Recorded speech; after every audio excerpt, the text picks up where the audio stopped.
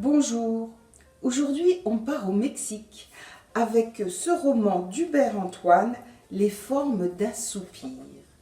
Hubert Antoine est un auteur belge qui vit au Mexique, au pied du volcan Tequila, au-dessus des immenses plaines d'agave, cette plante qui permet de faire la fameuse boisson.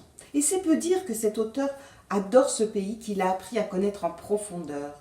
Pour le partager, il écrit ce roman où il entremêle des éléments de l'actualité de ce pays à des éléments de ses cultures ancestrales, notamment les cosmogonies précolombiennes, éléments toujours vivaces.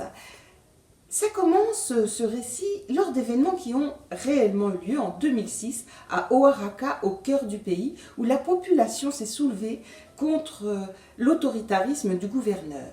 Fiction. Pendant ces événements, une jeune femme est tuée.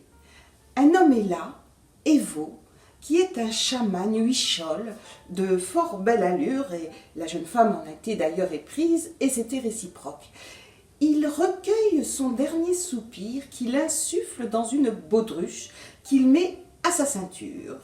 Et à partir de là, il se met à sillonner le Mexique et la jeune femme défunte observe le pays depuis sa baudruche, le commente et le raconte.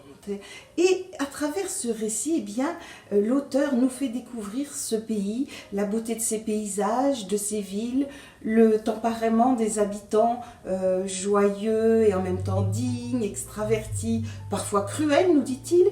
Il raconte aussi cette réalité très actuelle des déshérités de toute l'Amérique latine qui traversent ce pays pour gagner les États-Unis, où à la frontière ils se heurtent à la brutalité, à la bêtise de cette société occidentale égoïste qui les rejette. Ce roman est onirique, il est poétique, il est percé de touches d'humour. Il emporte. Je vous le recommande vivement.